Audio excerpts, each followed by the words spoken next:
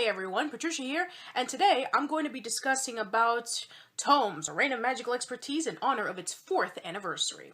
Now for those who don't know, TOME's Reign of Magical Expertise is an animated web series created by Niosi, aka Kirbopher.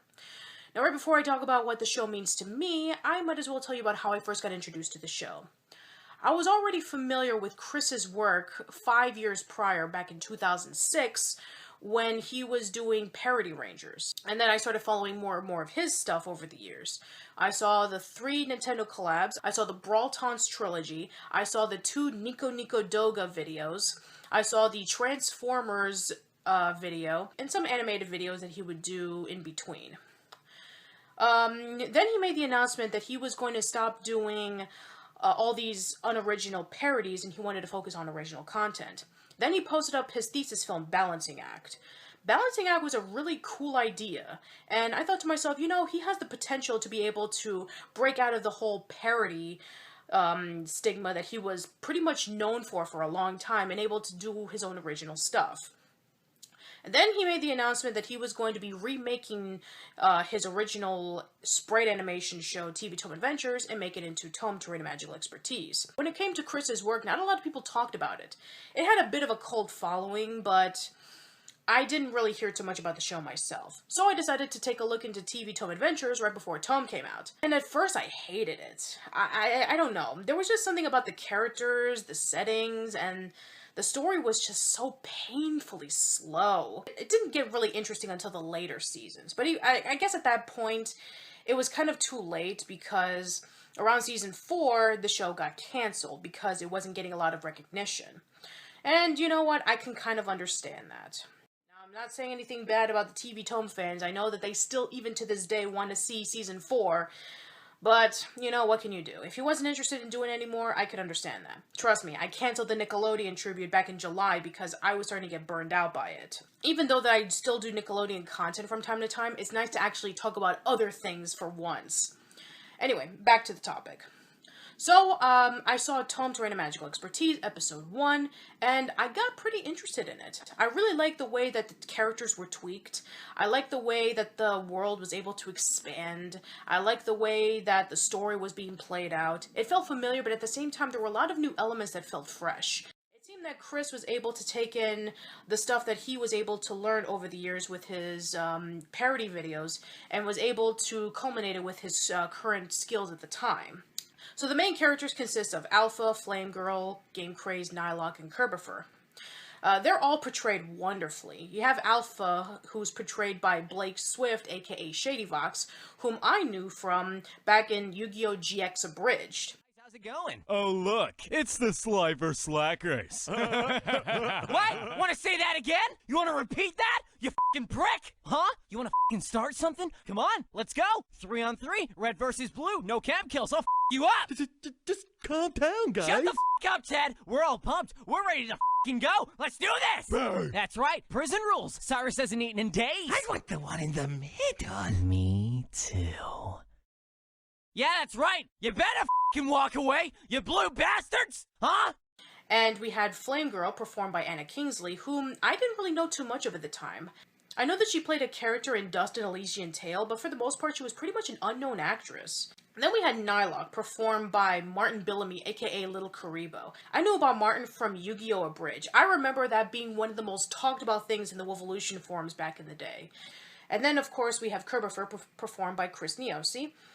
And, yeah, he does a really good job with portraying as the grumpy guy who just wants to play the game. And then we have Casey Mangela performing as Game Crazed.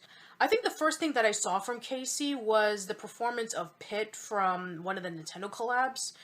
But other than that, again, similar to Anna, Casey was a pretty unknown person to me.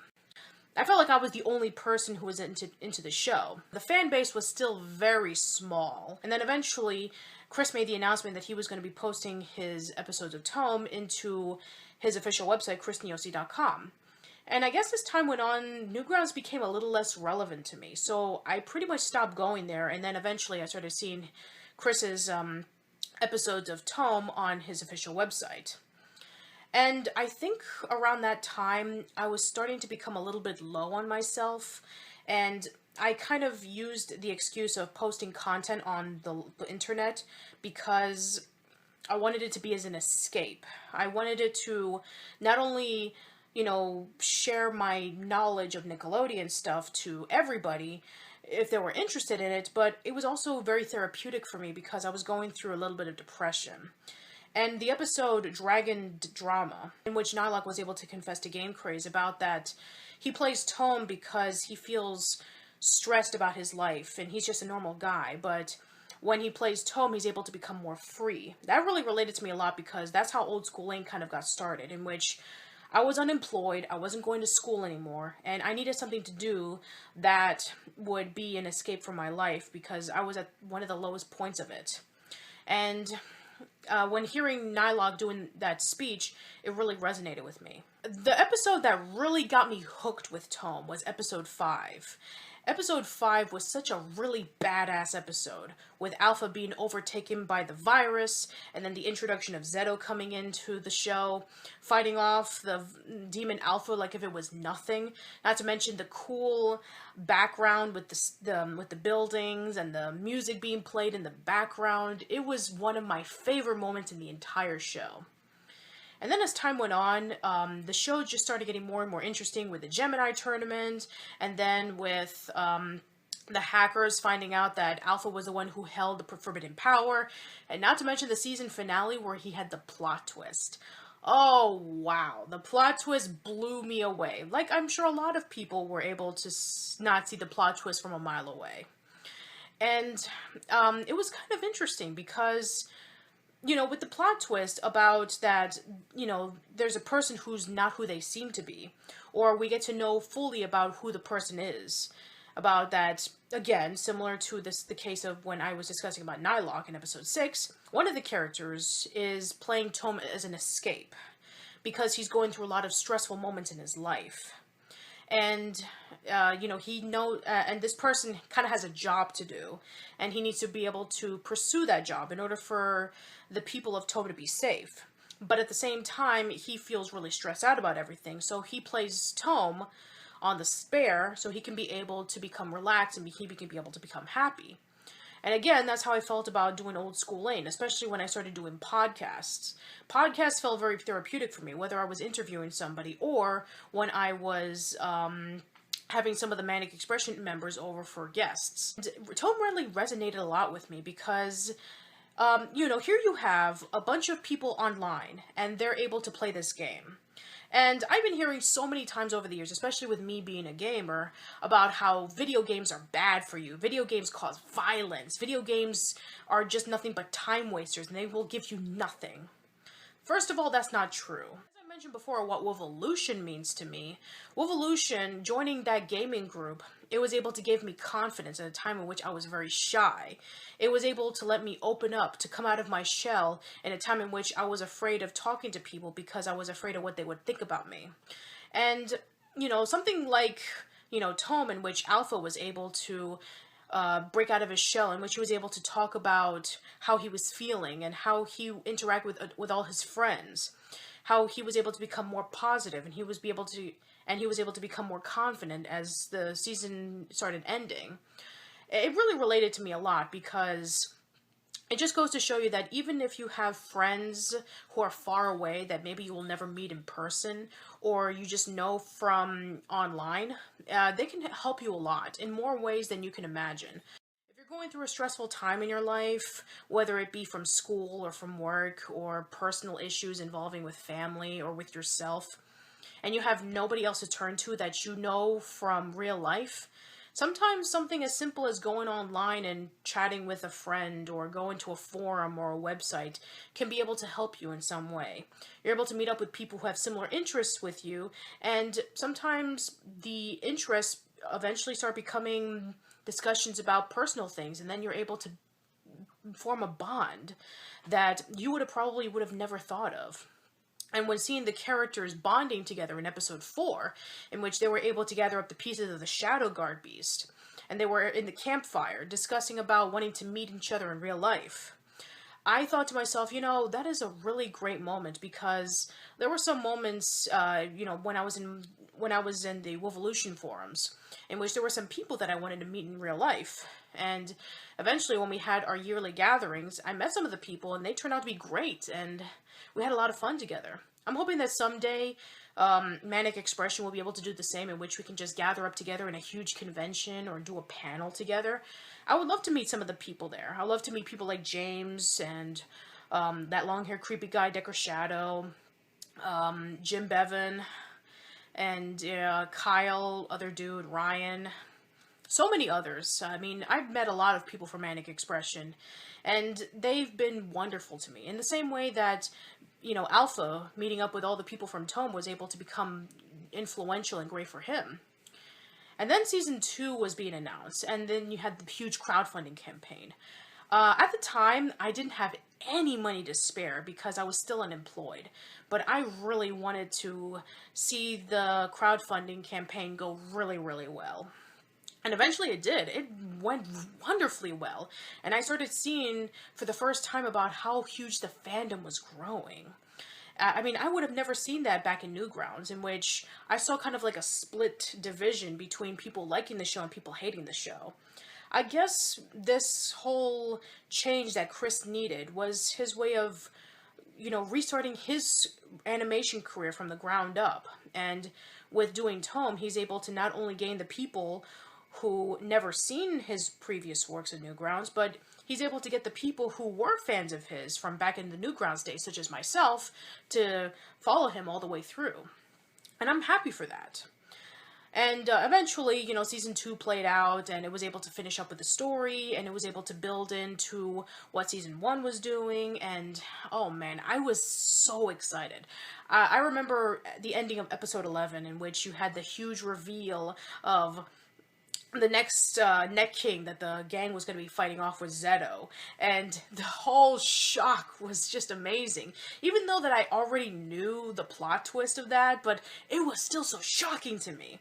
And then the other introductions to the Net Kings and the wonderful voice actors who portrayed them, like Webmaster portrayed by Kyle Bear, and Michelle Knotts being Kinder Spirit, Todd Habercorn was Bitchrum, Ruby Rules was Yuri Lowenthal, and Ezek was John St. John. They fit the roles perfectly, and it was such a great showcase of the young actors who are portraying the main characters and the older actors portraying as the Net Kings.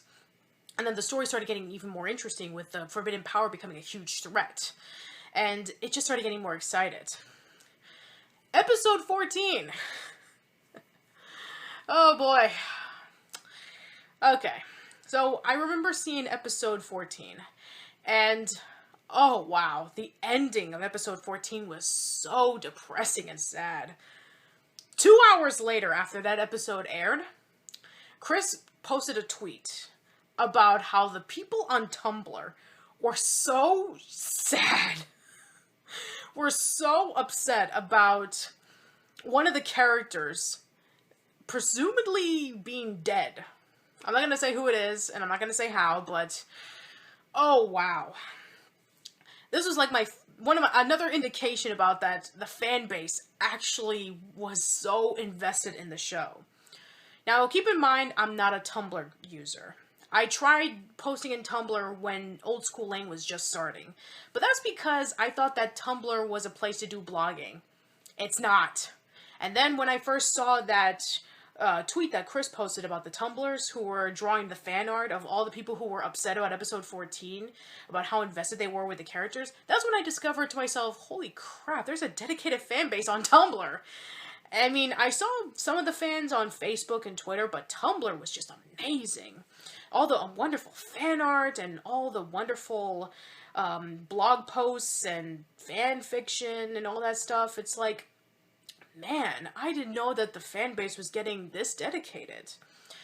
And, and again, back when I was seeing episode 14, I was really emotional myself because I was getting involved with the characters. The characters were so interesting. They were multidimensional, and they grew up over time. They become different people, and they're able to learn from their mistakes.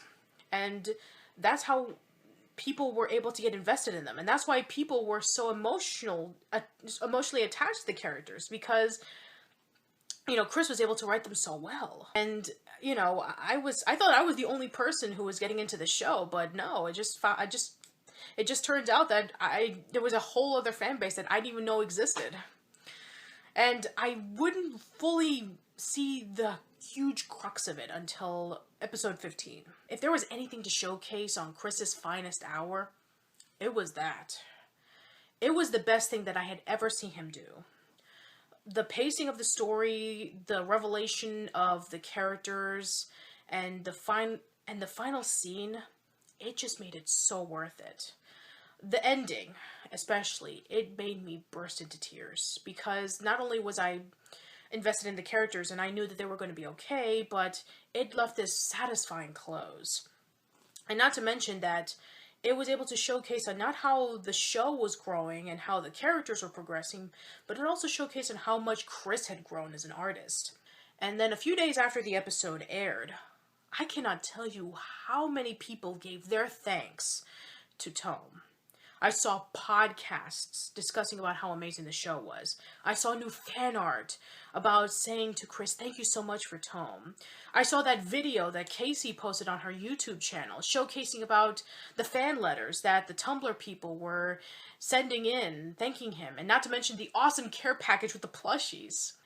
And, you know, for Chris, he did something that he was passionate about. And that passion was able to gain people to have passion for their work.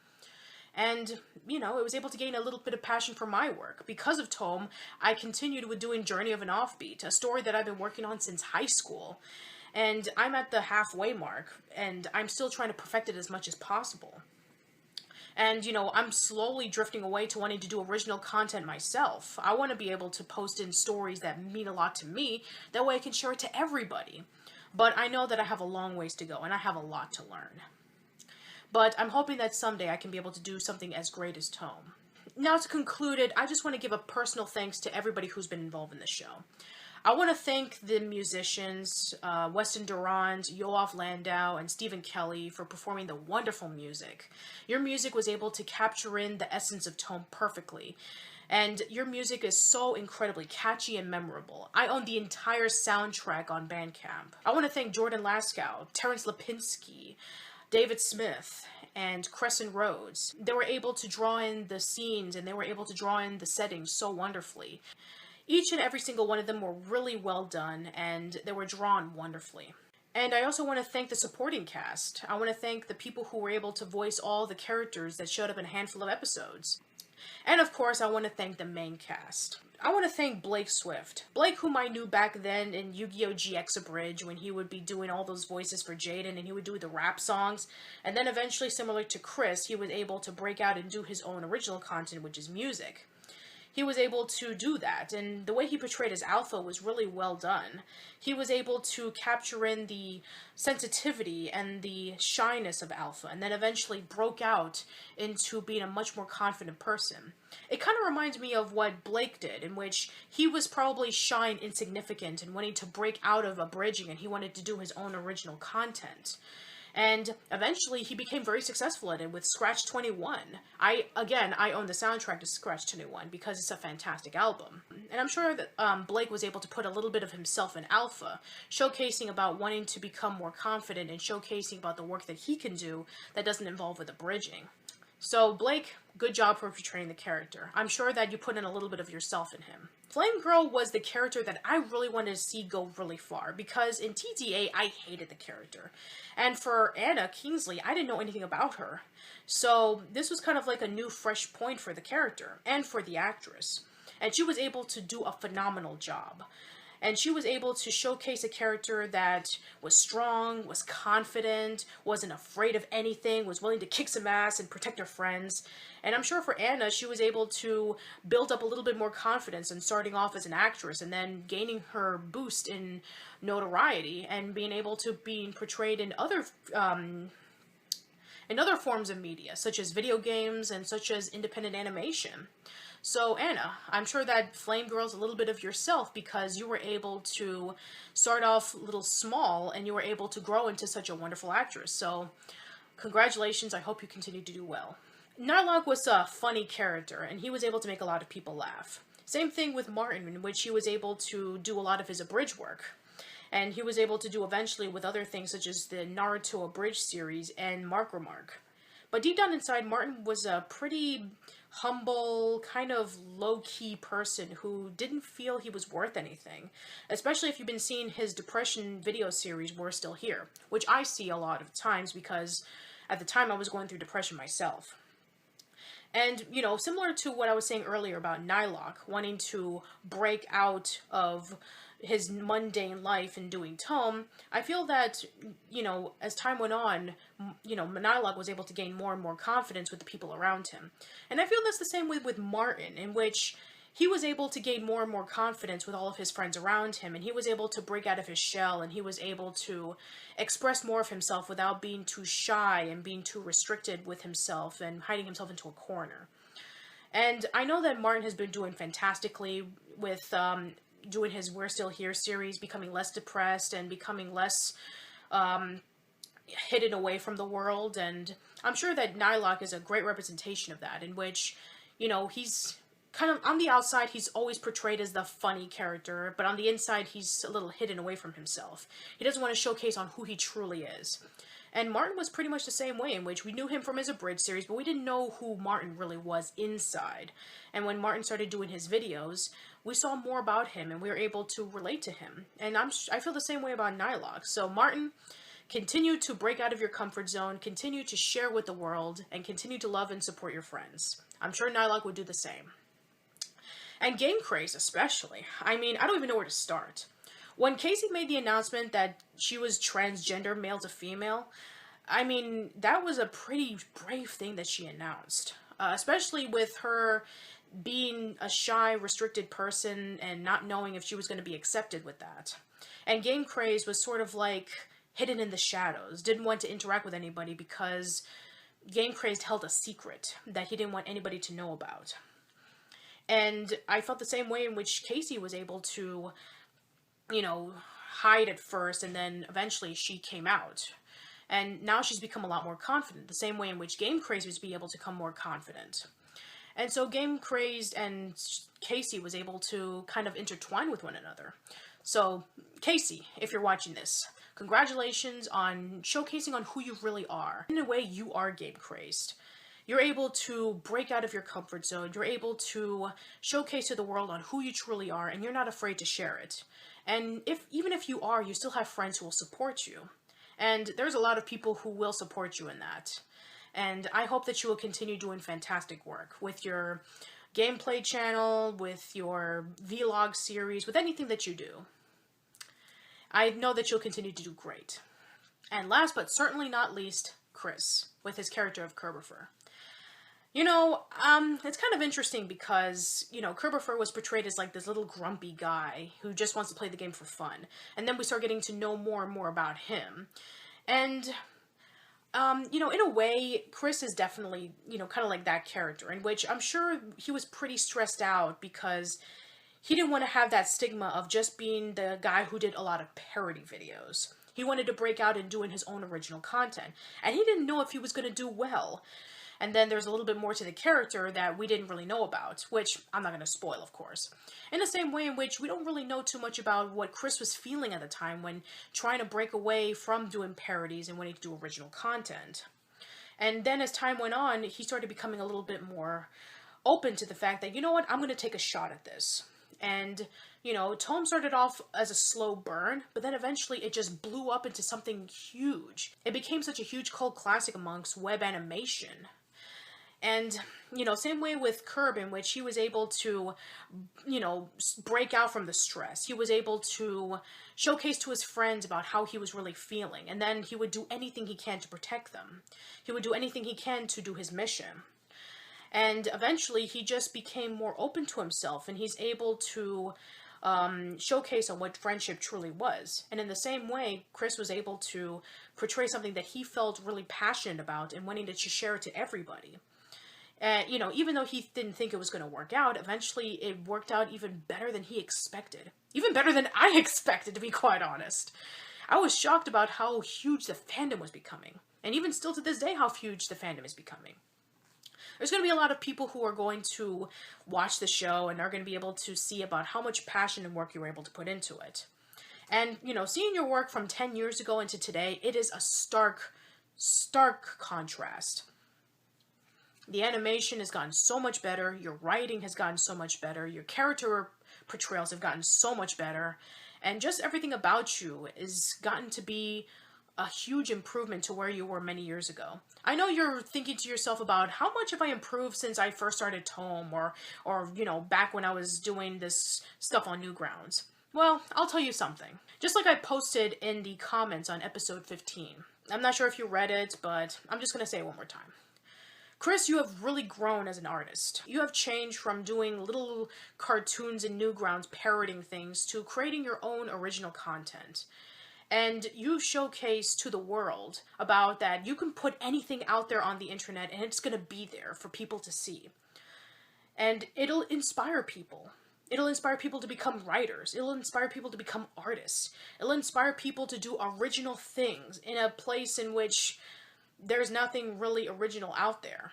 You did a fantastic thing with TOME, and I know that you'll continue doing more and more fantastic things in the future. Wherever TOME will be, whatever the next step you'll take, I know that you will do fantastic.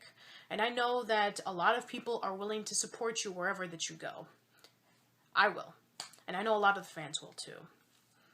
You'll continue to grow, you'll continue to improve, and you'll continue to do leaps and bounds of what you originally did before. And even now, I'm sure you'll continue to do leaps and bounds.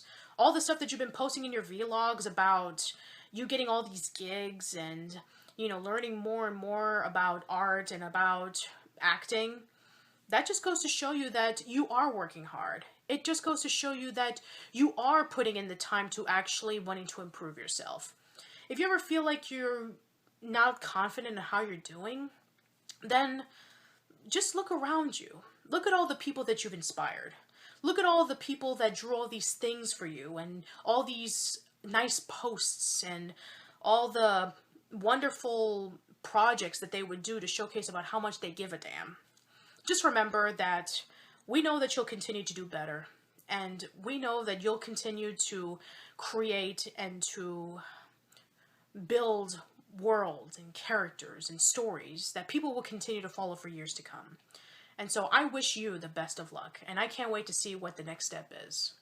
So that's it with my discussion on what TOME means to me. Let me know in the comments below on what TOME means to you if you've seen the show. If you haven't seen the show, you can click up here, or you can click on the description box below to see the entirety of TOME Terrain of Magical Expertise.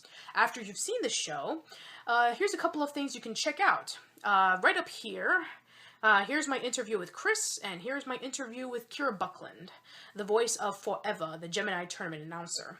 And on the description box below, you can check out what are my favorite TOME Terrain of Magical Expertise episodes. Tune in next week as we're going to be doing a Casual Chats podcast on TOME Terrain of Magical Expertise with a few fans of the show. So, I hope to see you next time, and battle on!